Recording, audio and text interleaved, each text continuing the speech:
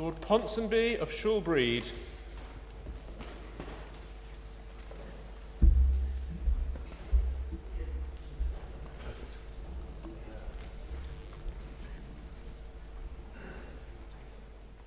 My Lords, I'd like to open by thanking the Minister and noble Lords who are going to take part in this important debate. This debate is about deaf people, and by that I mean people who are born or become profoundly deaf before the age of 5. They usually prefer to live to communicate in British Sign Language, and they see themselves as part of the deaf community.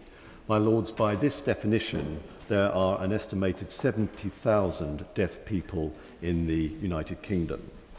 My Lords, I'm speaking on behalf of I'm speaking to a deaf health study called Sick of It, which was launched last week on the 25th of March, and is the largest and most extensive study of the deaf of health people in the world so far. Most of the study was funded by the Big Lottery Fund, and was done by the charity Sign Health in partnership with the University of Bristol. I have to say I'm particularly indebted to Dr. Andrew Alexander, Sign Health's medical director, who's provided me with the briefing for this debate. My Lords, before now, there has never been any research on this scale into the health of deaf people in this country. There have been a few small studies looking at access to health, and these have all found that access to health is poor. My Lords, no government has ever specifically addressed the health of deaf people as I have defined them here. The closest initiative was mental health and deafness towards equity and access. Although this started as a consultation on mental health, it included a lot on the wider barriers faced by deaf people. The report was supported by funding received by each primary care trust to help and implement the recommendations of the report. My Lords, deaf health rarely features on any agenda, with the notable exception of the House of Lords, I might add. Even within health inequality programmes, attention is normally focused on groups with a higher profile. It does not help that being deaf is a hidden disability, or that there is so little awareness of the barriers which deaf people face. My Lords, this is usually the case on the health front line as well. Most staff will think that speaking louder or writing things down will solve the problem. When surveyed, a very high percentage of doctors wrongly thought that they had communicated well with their deaf patients. My Lords, turning to the methodology and findings of the report, there are 3 stages to the report. Firstly, an online survey was conducted by Ipsos Mori. Secondly, second stage, personal health assessments were done of 298 people, including looking at their blood pressure, their BMI and blood tests, etc. And the third stage was in-depth interviews of deaf people. And the findings were as follows. Firstly, underdiagnosis and undertreatment of potentially serious conditions is more common for deaf people. Secondly, high blood pressure was almost twice as common in deaf people as in the rest of the population. Thirdly, deaf people have generally healthier lifestyles than the rest of the population in terms of smoking and alcohol, but are more likely to be overweight. Fourthly is underdiagnosis. Deaf people are twice as likely as hearing people to have high blood pressure which has not been diagnosed. They may also be more likely to have undiagnosed diabetes, high cholesterol and cardiovascular disease. My Lords, moving on to poorer treatment. It is also a finding of the report that when deaf people have been diagnosed, they are more likely to be on inadequate treatment for those conditions. It has been estimated that if the deaf community had the same health profile as the general population, the NHS would save about £30 million per year. My Lords, now talking about access and communication. A large number of deaf people reported not seeing their GP because they were put off by the prospect of poor communication. A large proportion booked appointments by going to the practice in person, some 45%, whereas very few hearing people book appointments in this way. Only 15% of deaf people said their GP was good at listening to them, compared to 51% of the general population. At most, 30% could use BSL in a consultation. In total, 94% would prefer to sign. Over half had to use an English-based form of communication, for example, lip reading or writing notes, but only 5% would prefer to communicate in this way. My Lords, this disparity between how deaf people have to communicate and how they would like to communicate is an indictment of the health service, and it's also an explanation for the poorer health outcomes of deaf people. Only 25% of deaf people have confidence in their doctor, compared to 67% of the general population. My Lords, there is a wider issue, and that is about access to information. Because health information is not widely available in an accessible format, a lot of the deaf people studied were unsure about their health. They were unsure about what their prescriptions were for or how to take their medicine. While many hearing patients would find out more information from friends, family, or the internet, these options were less available to deaf patients. As a result, few of the deaf people who were interviewed by the in-depth interview process appeared to be actively engaged with their own personal health management. My Lord, so what are the prescriptions for change? And I should just say that change from the point of view of deaf community is looking for equal treatment rather than special treatment. So the first prescription is that systems within the health service need to be accessible. From booking an appointment to getting test results, there should be a communication agreement for each deaf patient, which is then coded and recorded in their patient record. Secondly, deaf patients should be able to book appointments online and should be able to use text to communicate with the services. Thirdly, deaf patients should be able to communicate during consultations in their preferred language. Health services must expect the plan for deaf patients. Health service must expect and plan for deaf patients. Clinicians should remember that interpreters are not just for deaf people, they also help the doctor to understand and diagnose properly. Fourthly, providers must make sure staff know how to book an interpreter and ensure that interpreters are suitably qualified. And fifthly, health information needs to be made accessible in other formats, including BSL and subtitles. Currently, 10 out of a total of 900 NHS Choices videos are available in BSL. The proposed information standard on accessibility should be supported with a funded programme. My Lords, I move on to some questions which I have given notice to the Minister. The first is, are there any plans to ensure that NHS Choices increases the number of videos available in BSL? The second question is, what would the Minister recommend to a deaf person who wants to see a doctor but is told no interpreter is available or it is too expensive? I should say that I've had brought to my attention only today by Dr. Claire Redston, who is a GP, that that it's very common to experience problems in booking interpreters. My third question is, what steps will the government take to encourage NHS Executive and Public Health England to promote the health of deaf people? Fourth question is, when can we expect the NHS computer system to be able to tell us how many deaf people there are and which services they are accessing? The fifth question is, will implementation of the proposed information standard be supported with a funded programme which can help to educate and support health services?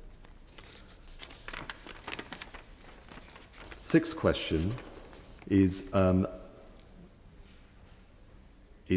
question which I sent the Minister earlier regarding whether psychological therapies provided in BSL should be the responsibility of specialised commissioners. And I understand the Minister has since decided that psychological therapies for deaf people should not be on the list of prescribed services. So my question now, in the updated situation, is how can we ensure that psychological services nationwide are available for deaf people, because I understand there's a very patchy covering at the moment. And my last question, the Noble Lady, the Minister, was what does the Minister think would be the best way to raise deaf awareness among staff working in the health service? I look forward to the Minister's response. I understand she's working on a cross-governmental strategy on hearing loss, and that this report is ongoing. My debate today is about a very specific cohort within that deaf community, and I hope she'll be able to address the questions I've raised. My Lords, I'm grateful to the Noble Lord, the Lord Ponsonby, for bringing this matter to debate following the Sign Health report. My Lords, I must first declare an interest as a trustee of the Ewing Foundation for Deaf Children for about the last 25 years. The Ewing Foundation for Deaf Children is a charity that has, for the last 60 years, helped to improve the teaching of children who use their residual hearing and lip reading to communicate by speech. My Lords, the change in the prospects and outcomes for deaf children due to the introduction of cochlear implants, digital hearing aids and newborn hearing screening is one of the most exciting stories in disability. Noble Lords may have seen the publicity in the papers on Friday, or even the YouTube film, of the joy of a deaf girl of 40 hearing for the first time when her cochlear implants were turned on. For the first time, she can hear music. She can hear the laughter of babies and the songs of birds. This revolution has come from cochlear implants, which will radically reduce the disabling effects of profound deafness in children and adults. The Sick of It report is important and interesting, but I'm afraid it gives away its self-selected background. There is a statistic on the page about communication issues, claiming that 80% of deaf people want to communicate using British Sign Language, and the Noble Lord suggested it was 93%, I think, a moment ago. But I think it's in the definition of the word deaf that makes the difference.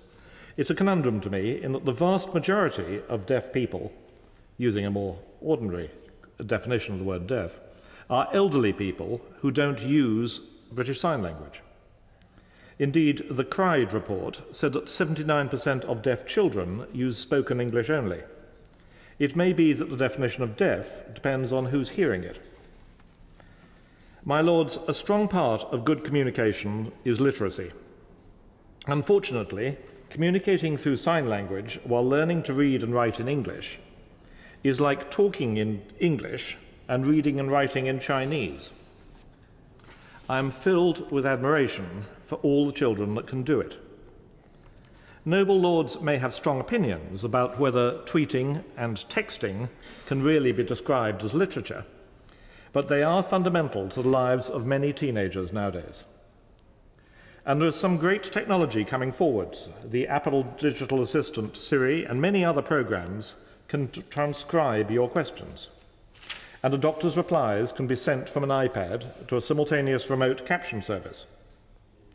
All of these new technologies need literacy. But the theme of the report is that good communication is fundamental to good health, and that makes sense. But it isn't only true of deaf patients. Communication with all patients can be made better. Another feature of this report is isolation, and deafness is very isolating. Research has shown that in old age, the combination of cognitive decline and hearing loss can be fatal. Hearing loss seems to speed up dementia, so perhaps hearing loss in older patients should be treated more aggressively when it is first diagnosed, and deaf awareness training given to more health professionals. My Lords, time after time, surveys suggest that there is a correlation between good health and good education. So the most powerful advantage to the health of deaf people is to make sure that they may get a great education. And profoundly deaf children now, thanks to cochlear implants, can be educated primarily in mainstream schools, with hearing friends and ordinary prospects for the future. But cochlear implants are expensive.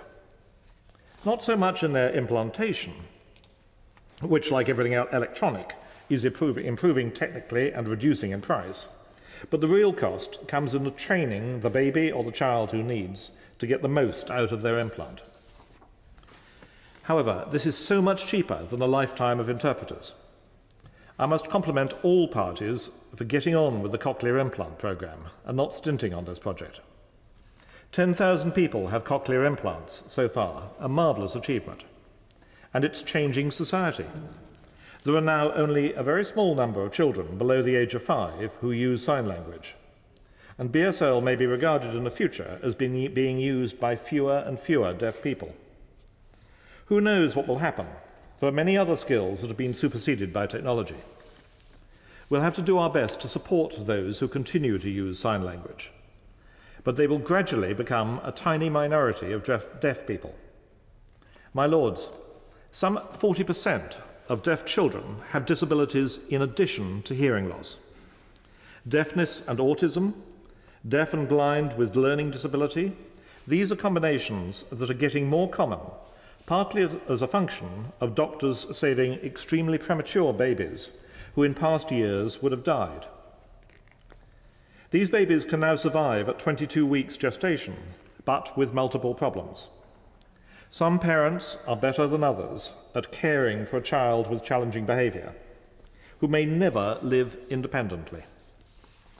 But sadly, some children are effectively abandoned by their parents onto the state. A sad future for a child following heroic efforts to save an extremely short pregnancy. I have 2 questions for the Noble Baroness, the Minister. The first concerns the reducing number and increasing age profile of qualified teachers of the deaf. The report stresses the importance of good health education for deaf people. Deaf children and young people need to be equipped with information and strategies to access health services independently as adults. To achieve that, we will need more teachers of the deaf. How can we get them? The Noble Baroness was asked a very similar question in a debate last October by my noble friend Baroness Brinton, and replied with information about the National Scholarship Fund.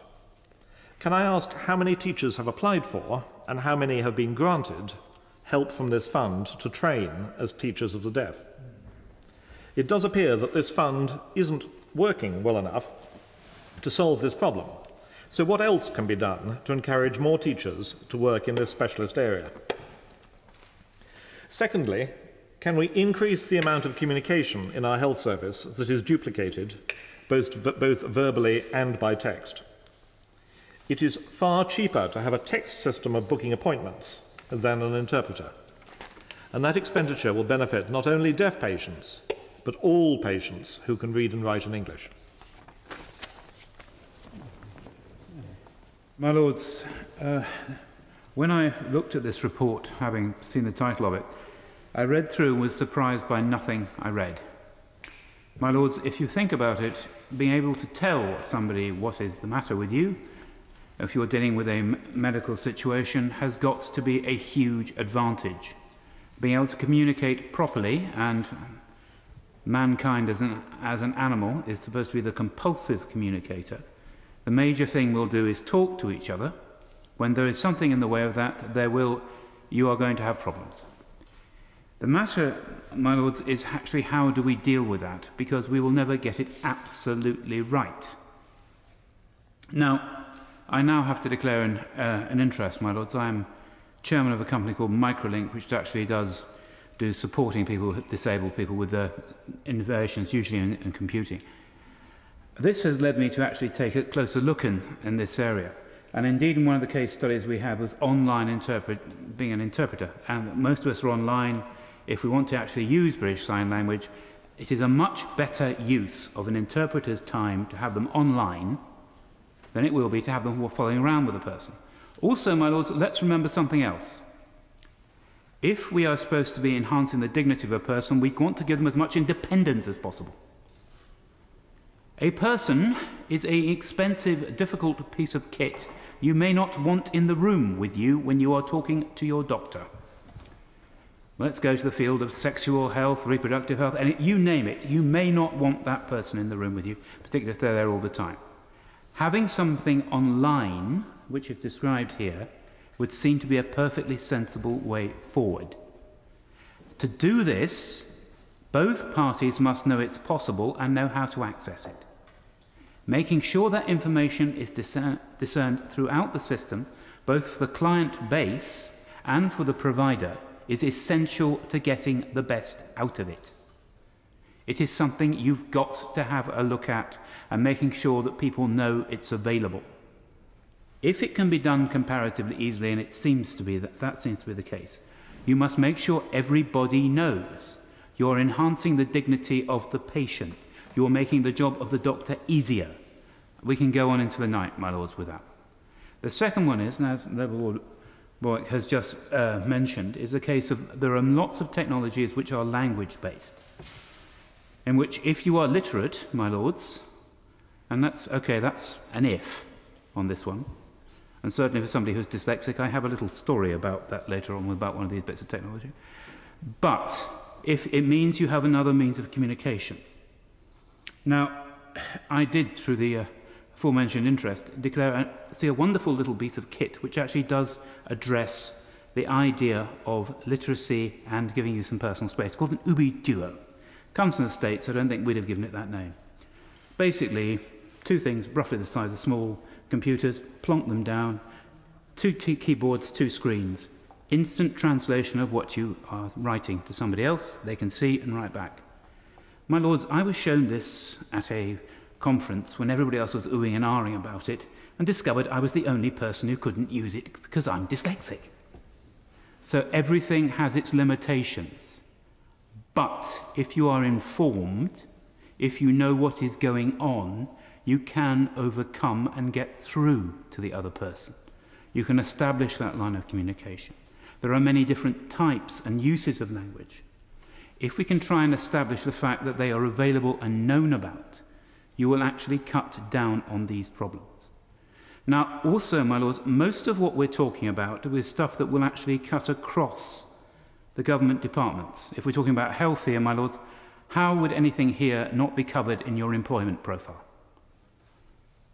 My lords, I bumped into Mike Penning, the current disability minister, and it's nice to know that disability now is a Minister of State. Has been pushed slightly further up the process and has been, and was saying about he is going across departments to try and get into it. But the same problems you will have in health are going to be they are there in terms of employment, education, everything relates and cross-references each other. So how we get out and deal with this is something that is very important. Also, my lords, let's try and think about the person after they've left the medical establishment, hospital, doctor's surgery. How they interpret that lifestyle and how they are supported after that. Because I know Mike Penning reasonably well and he's a tenacious individual, but I don't know how much he can chase up, how much are other ministers and other departments making sure this is followed through. If deaf people are overweight and they have healthier lifestyles, presumably, and I know this is true, they are having more trouble accessing, for instance, exercise and outdoor activity. What are we doing to make sure that happens? What are we doing to make sure that we don't stop places? We don't have to jump over hurdles. We can take our solution from one place to another. Well, we have just heard a, shall we say, very positive and hopeful description of what might happen with cochlear implants going through. It will never deal with all the problem, but it may deal with quite a lot of it. However, as the Noble Lord has said, most people who are going to be have problems with hearing are probably going to be at late onset. As with most disabilities, they occur and build up over life. Now, the deaf community has, shall we say, has vociferous factions inside it, which will tell you that true deafness is something else and it's what they have and not what somebody else has, and the proper approach is what they have and nothing else. My lords, they're just like every other community I have ever met in that department. But unless you can actually get an approach which covers a variety of ways of dealing with this communication problem, that covers all these areas and addresses them all and accepts they are all equally valid, you're always going to create more holes and cracks and barriers than you should otherwise have. I leave you, my lords, with just one little story about the aforementioned Ubi Duo. It was then Esther McVeigh was at a conference, she was then the Minister for the Disabled People, and she decided she would have a long chat with the bloke who was demonstrating this, the deaf man, down there, and it was quite funny at the end of it, after a long conversation with aides possibly tugging at her elbow to get her out of the room, enjoying this communication. And we went round there and said, oh, this is great. Wonderful.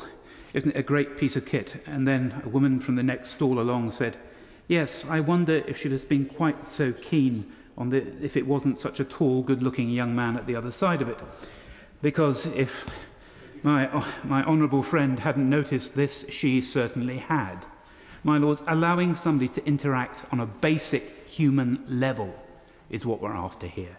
It is merely an application that takes it into the health care that we look at. And unless we approach it like that, we are going to miss far more opportunities to enhance people's lives overall than we need. My Lords, may I start by congratulating the noble Lord Ponsonby on securing this debate on much-needed improvements for the health needs of deaf people. Although deaf people have the advantage, unlike the blind, of being able to see, the fact that deafness is not a visible disability, as the noble Lord Ponsonby has already said, does mean that other people are not necessarily aware you are deaf, and so less immediate attention is given in trying to help you with any of the problems you may be facing. And perhaps that lack of awareness of deafness that we have also helps to explain why so few members of your Lordship's House are actually taking part in this important dinner hour debate. As someone who has herself had hearing problems since my own children were born, and as I've now reached the limit of what hearing aids can do to help me understand what people are saying, I do have some, though obviously not complete, understanding of the problems and frustrations deaf patients face. And most definitely, I do have sympathy with the concerns so graphically illustrated in the pamphlet, how the health service is failing deaf people. It clearly does make sense for doctors' surgeries or hospitals to have the kind of BSL support or other technical arrangements to hand that the authors of this pamphlet are advocating should be routine and most clearly are not currently. And although I suspect not everyone who's deaf will mind having someone close to them speak to the doctor, nevertheless, the individual's wishes on that aspect too should be paramount. It must be a concern, surely, to all of us that so many deaf people have a considerably poorer health record than the average citizen. I was, however, glad to see from a briefing sent to me over the weekend from Health Watch that a few areas of the country are beginning to realise the extent of the problems deaf or hard of hearing patients face. Kirklees Health Watch in 2013 followed up numerous concerns identified in its survey of the area, and hopefully at least some of these, such as deaf awareness training to be developed and rolled out for provider staff, including handling phone calls, personal visitors, and the booking of BSL interpreters, are just beginning to happen. And Health Watch also reports beginning of awareness and action in other areas, such as York, Wakefield, Staffordshire, and Stockport. And as well as the important reasons in the pamphlets for the relevant help proposed, there are other reasons why a greater priority needs to be given to those who are deaf or in the process of going deaf.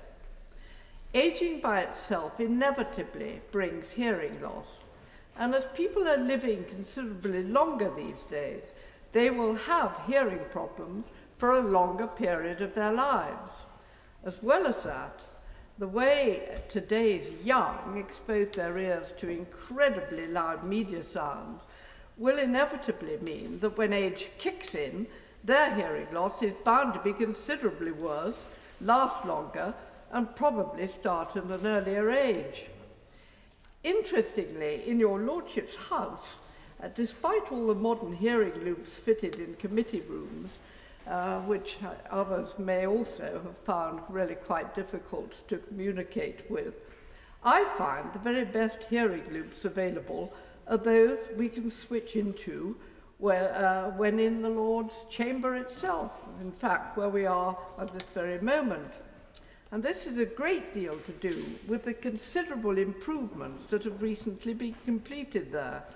But I suspect that this is also helped by the way the microphones all hang down from the ceiling and are also located on all the seats in every bench for people to listen through. But, as in so many other ways, it is just because there are so many of your lordships themselves going through the stages of ageing, including hearing loss, that apart from each one of us checking that appropriate equipment and help is available in our own doctor's surgeries, which I certainly hope every one of us here today will do just that. Debates like this that seek government backing can also help raise awareness for the necessary action to be taken. And so it is with this in mind that I shall look forward to what Noble Baroness the Minister will be saying when she replies to us about what government will be doing to reassure the Noble Lord Ponsonby about his 6 questions, and indeed others that we've also had added to that these considerable changes will take place in doctors' surgeries and hospitals to meet the wide range of needs described so graphically in the pamphlet, how the health service is failing deaf people. Because surely, my lord, to continue with such failure would indeed be a disgrace. Well, my lords, I'm very grateful to my noble friend Lord Ponsonby for his initiative and his excellent speech, and I would, of course, like to declare my interest as chair of an NHS Foundation Trust, as a consultant and trainer with Cumberland Connections and president of GS1. My lords, parliamentary debates about the quality of public services for deaf people are all too infrequent, and therefore, like Baroness Howe, I really welcome the opportunity to put this right tonight. And as noble lords have said, it's particularly opportune because of the publication on the 25th of March of this excellent report by the deaf health charity Sign Health. I was very privileged to speak at the conference held on the 25th to actually launch the report. And as my noble friend has said, it makes very sober reading. He went through some of the details, but the headline results of the issues in relation to deaf people in the health service of underdiagnosis, poor treatment, poor communication, lack of accessible health information are really a salutary wake-up call to us all. And as the noble Baroness Lady Howe said, this is really being reinforced by some very interesting work by local health watchers, which we were sent over the weekend. The noble Baroness referred to Kirklees Health Watch work, but I also noticed work by York, Wakefield, Staffordshire, Enfield, Islington and Stockport as well. All of those local health watchers doing good work in their area. And I do hope, my lords, that the government will listen to what Health Watch is saying and act on some of their recommendations and proposals.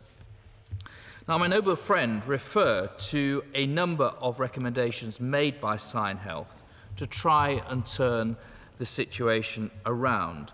The idea of communications agreement for each deaf person coming into contact with the health service. This surely very sensible recommendation that they should be able to book appointments online with the use of SMS text to communicate with services. That health information needs to be more accessible in other formats, including British Sign Language and subtitles. And importantly, the recommendation on psychological therapies, which ought to be available to deaf people in British Sign Language nationwide. Now, my lords, it's been reported to us that ministers have actually turned that recommendation down, and I would be grateful whether the noble Baroness would perhaps update the House on this.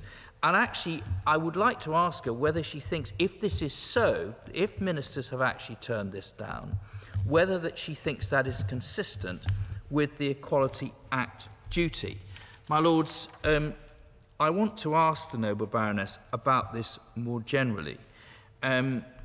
She knows that individual National Health Service bodies and departments' arm-length bodies both have public sector equality duties under Section 149 of the Equality Act 2010. This duty requires the public authorities to have due regard to eliminating discrimination between those with and without a protected characteristic, and to advancing equality of opportunity between those with and without a protected characteristic. My understanding is that this means removing or minimising disadvantages suffered by people in protected groups and considering steps to meet the needs of protected groups where they're different from those of other people. My Lords, public authorities are also under duty to make reasonable adjustments for disabled people, to make sure a disabled person can use a service as close as reasonably possible to the standard usually offered to non-disabled people. Now, my Lords, from the Sign Health work, it's pretty apparent that for many deaf people, that duty is not being actually effectively applied. And again, I'd like to ask the Noble Baroness what action the government is taking to monitoring the implementation of the Act's duty, and what action the government is going to take if it is clear that public authorities are failing in that duty.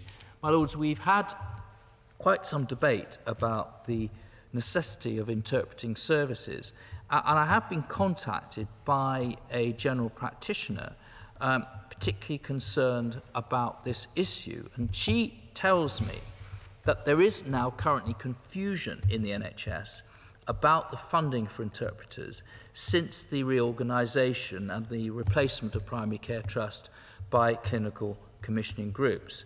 My understanding is, my Lords, that in many parts of the country, Primary Care Trust did fund interpreting services, but that since they were abolished, there seem to be two problems. One is that clinical commissioning groups have not always been prepared to continue to fund those services. And secondly, there's been the issue about how GPs might obtain funding from NHS England being the body that they're now in contract with, for interpreting services with their own surgery. My understanding is that whilst at first some GPs were successful, there are indications that funding is now being withdrawn, which would mean the GP would have to pay for those interpreting services out of their practice expenses. Again, my Lords, I would be interested in what the Noble Baroness, the Minister, has to say about that. My Lords, the Noble Lord Borwick made a very interesting speech, and I certainly take his point about literacy and the achievement of the cochlear implant programme. I do have to say to him, though, that I was delighted with the official recognition of British Sign Language some years ago. And of course, I do recall the bad old days when some deaf children were forbidden to use sign language at school. Now, I think we've all moved on from that. And I do think, my Lords, for those deaf people who use sign language, it is important that interpreters are available in the NHS. I also share his concern, and he raised the point that we debated in October about whether enough people are coming forward to train as teachers of deaf children. It's a very important point. My Lords, I very much take Lord Addington's comments about online interpretation, and I think what he was really saying is that that solution is capable of a much wider interpretation than simply talking about deaf people themselves. My Lords, we must surely be on the edge of a revolution in communications and the use of IT in the health service. And this could, my Lords, clearly bring great advantages for many people who at the moment find communication difficulty. But I don't think it takes away the responsibility of people in the health service to improve the way they do things now. And it's very clear that some deaf people are finding services very inaccessible indeed. My Lords, I totally agree with him. It was another way of skinning the cat, that's all. I think, my lords, that the NHS has a long way to go to use the technology that the noble lord has put forward, and I welcome the suggestions that he has made. My lords, my noble friend Lord Ponsonby has asked the noble Baroness a number of questions. I wonder if I could just put a number of proposals, perhaps, for the government to consider. My lords, it does seem to me that for many, many years, the outcome of health services for deaf people has been overlooked. We are talking about a relatively small group of people who, just inevitably, my lords, find communication difficult. And I wonder if the government would consider the appointment of a national champion to actually, perhaps a national clinical director, to actually champion health services for deaf people. The clinical directors that the department and then NHS England have taken on have, I think, been outstanding in giving leadership in relation to a number of clinical areas. And I do wonder if, for deaf people in particular, having a champion at national level could help disseminate information and really bang heads together and ensure that much more focus was given to the needs of these people. Second, would the Minister encourage Health Watch to continue to build on their work to give specific focus on services for deaf people? Third, will the Minister encourage health and wellbeing boards at local level to pick up the cross-the-board services concerns that we have? My lords, the noble Lord Addington made a very strong point about the role of the Minister for Disabled at national level. I think at local level, the health and wellbeing boards could clearly carry out that same function. Fourth, my lords, would the noble Baroness encourage the development of clinical networks in each local health area so that there is coordination of services across primary, secondary and tertiary care as regards the needs of deaf people? And finally, my lords, would the noble Baroness institute regular meetings between deaf organisations and the NHS within each local health area so that there can be proper discussion and debate about the needs of deaf people? My lords, this is a very important debate, and I'm sure we would all look forward to a positive response from the Minister.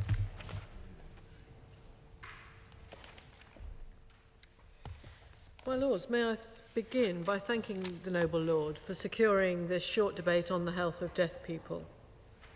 And I welcome the opportunity to discuss the serious concerns he raises. This has been a really good, well-informed debate, many excellent questions, and I need to point out to noble lords that my scripted speech is 6 minutes, so I hope to answer as many questions as possible within the rest of the time available to me. However, in tested and time-honoured tradition, I will send a letter to all noble lords with anything that I don't cover.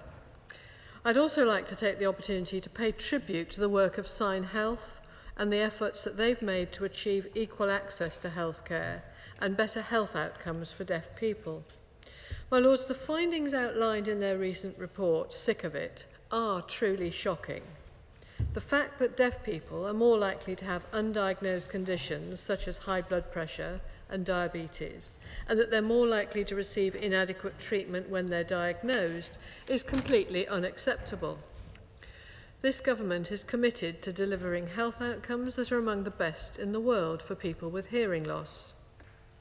And before getting to the main issue of the health of the deaf population, my lords, I'd just like to take a few seconds outlining service improvements to those with hearing loss and who are deaf.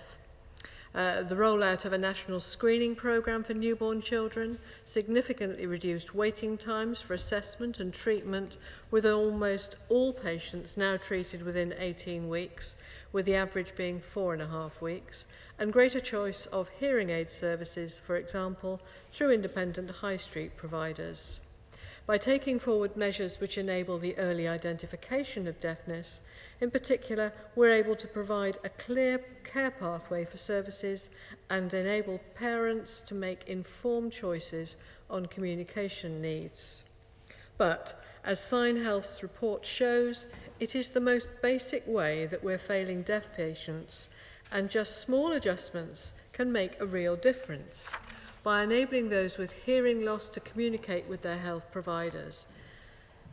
Have services thought about how a deaf patient books a GP appointment if they can't just pick up a telephone?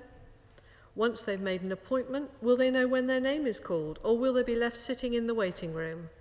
And once they get to see their GP or hospital clinician, will they be able to communicate with them?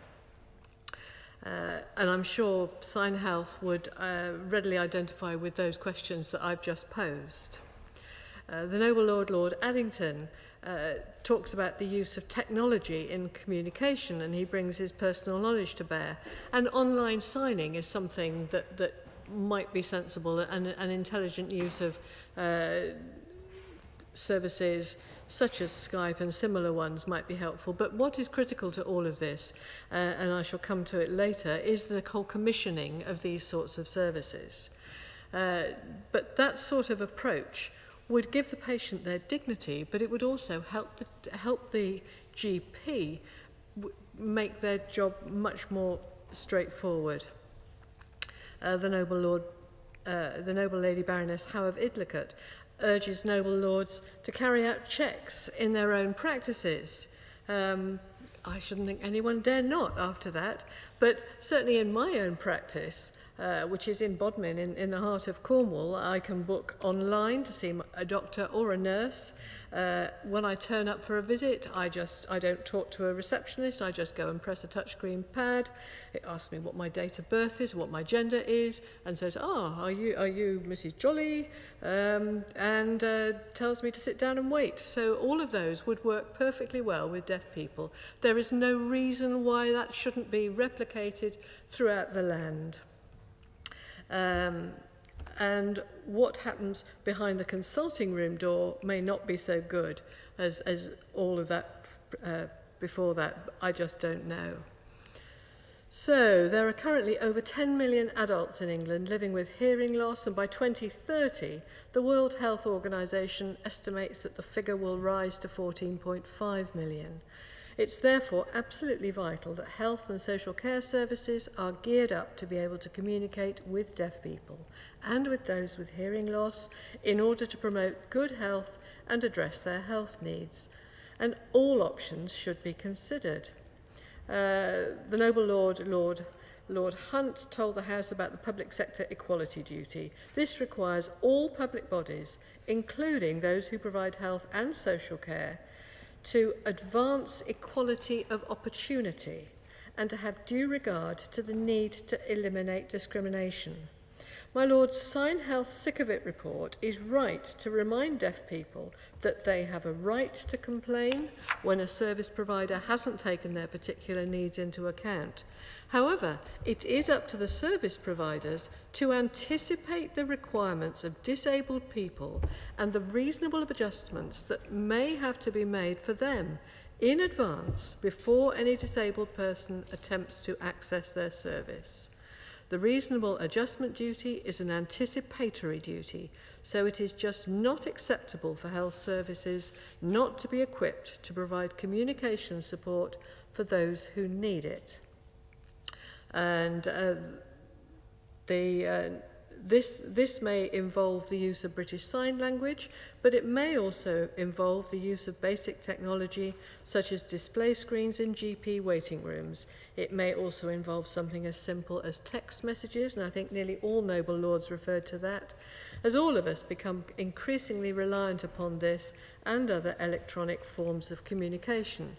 The Noble Lord Borwick talked about skills possibly being superseded by technology and refers to cochlear implants and also text and the internet. And I defy any noble lord not to be touched by the moving story of Joanne Milne as she heard for the first time this week. But a lot of this will take a long time to roll out. Older people who are deaf, who have hearing loss, will take a while before the youngsters reach that age. So this is not going to be an instant fix. I'm happy to be able to report that progress is being made on the NHS information standard as part of the commitment to improve the experience of patients using NHS services and to empower people to be equal partners in their own care, NHS England is developing an information standard for the provision of accessible, personalised information. The standard will ensure that disabled patients, service users and carers receive information from NHS bodies and providers of NHS care in formats that they can understand. It also requires that they receive appropriate support to enable them to communicate with service providers. My Lords, successful implementation of this information standard will improve the health outcomes and experience of disabled people, and it will also reduce the number of appointments and screening opportunities missed by patients who've received invitations or information in formats which are inappropriate for them. It is intended that the standard will be finalised in late 2014, with organisations required to comply in 2015.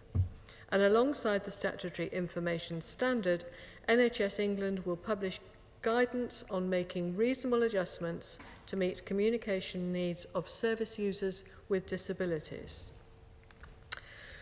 My Lords, we know that there's a need to improve both the commissioning and integration of health and social care services for people with hearing loss, as well as the provision of new and innovative models of care. This is why we are also developing a new action plan on hearing loss. The action plan will identify the key actions which will make a real difference to health and social care outcomes for children, young people and adults with hearing loss. NHS England is currently engaging with a range of stakeholders, including the Department of Health, Public Health England and other government departments and agencies and key stakeholders, and aims to publish the action plan as soon as possible. My Lords, I do hope I've been able to reassure the House that the Government has a strong commitment to promoting the needs of deaf people across a range of public services, but in particular ensuring that deaf people have equal access to health and social care and improved outcomes equal to people who do not have hearing loss. So equality is the watchword. And to answer Noble Lord's question, the Noble Lord Hunt asked about the decision about psychological therapy provided in British Sign Language, where should the responsibility with specialised commissioning be?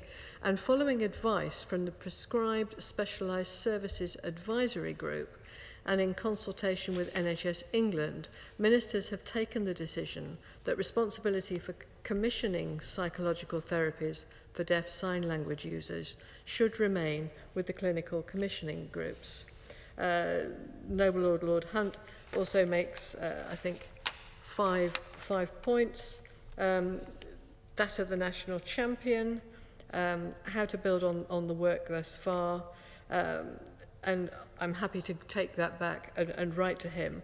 Health and wellbeing boards should be picking up across the board services, and indeed we should hope that they are, and I suspect health and wellbeing boards should, in their second report for this coming year, be picking up on that sort of thing if they're not doing already. Coordination of services, again, that should be within the gift of Health and Wellbeing Board to ensure that social care and all health services are not only properly commissioned but properly coordinated. And I think it sounds an admirable idea that regular meetings with the NHS in each local area for people with hearing loss and deafness should happen, and I imagine there are many other sorts of disability that would say that they would like to see that as well, and perhaps that's something that Health Watch might be able to facilitate. And do GPs have to pay for their translation services? Each provider of a public service is responsible for ensuring that they make reasonable adjustments to meet the needs of disabled people. This is not funded centrally, but must be found from within local budgets. The Noble Lord Addington asked about coordinating help for deaf people in other fields, such as education and employment. The Minister of State for Disabled People, in his capacity as chair of the Interdepartmental Group on Disability, has recently written to ministers in other government departments to ask them what their departments are doing to support their deaf users. So, coming to the questions of Lord Ponsonby, plans to ensure that NHS Choices increases the number of videos available in BSL. NHS Choices are very keen to provide more BSL content, and they've approached Sign Health, and they have in turn secured funding for the existing BSL videos. And Noble Lords might be interested to know that there are videos available on breast cancer, diabetes, heart disease, lung cancer, prostate cancer, back pain, depression and low mood, getting tested for chlamydia, preventing high cholesterol, and tinnitus. So those are the ones currently signed. And would the Minister recommend to a deaf person who wants to see a doctor, what would the Minister recommend, but told no interpreter is available? We'd recommend that they lodge a formal complaint with the GP practice. If the complaint is not resolved, we would recommend that the complaint is escalated to CCG or NHS England as set out in the complaints procedure.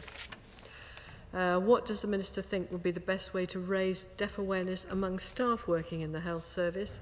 It is ultimately the responsibility of individual employers to support the development of the staff they employ. However, Health Education England will provide leadership and work with local education training boards, LETBIs, regulatory bodies and healthcare providers to ensure professional and personal development continues beyond the end of formal training. What steps will the government take to encourage NHS England and Public Health England promoting the health of deaf people? The NHS is a universal service for the people of England, and NHS England is under specific legal duties in relation to tackling health inequalities and advancing equality. The government will hold NHS England to account for how well it discharges these duties. And can we expect NHS computer systems to be able to tell us how many deaf people there are and which services they're accessing? And the short answer is regrettably no, not yet. However, the new system being commissioned by NHS England to upgrade the hospital episodes statistics, HES service, will mean that they include a richer source of hospital data, plus data from care provided outside hospital. Whilst this won't tell us how many deaf people there are, it will tell us about deaf people's access of services. And I'm sure other improvements to care data in time will be able to give us the number of deaf people there are. Will implementation of the proposed information standard be supported with a funded programme which can help to educate and support? As part of the engagement activity, we asked health and care professionals and organisations to advise as to the challenges which they experience in meeting patients, carers and service users' communication needs, as well as the ways they've identified how to overcome the challenges. These will be reviewed, and the intention is that the findings will inform the drafting of the standard itself and also the development of supporting tools. And the psychological therapies question, following advice from the prescribed specialised services group, the ministers have decided against that these services should be commissioned by CCGs. Moving to Lord Borwick's question, what can be done to encourage more teachers to work in this specialist area? Schools and local authorities are responsible for assessing their workforce and have adequate recruitment and training strategies in place. We expect authorities to work with schools so that they know and they build the appropriate skills for the teaching workforce. And DfE are funding scholarships for teachers to develop their knowledge and skills, including postgraduate qualifications. And the question about texting information, this sort of thing is a local decision. I've given you how my local GP practice chose to sort it, and others may choose to use text. Teacher numbers, so far 600 teachers have achieved or are working towards a qualification relating to special education needs, and a further 500 have applied for the current funding round. My Lords, I think I have exhausted the supply of responses from the box, but I feel absolutely sure that when we go through the Hansard there will be very many more questions that will come to light, and so we will write a letter to all noble lords who've taken part in this debate. My Lords, I beg to move that the House do now adjourn. Now adjourn.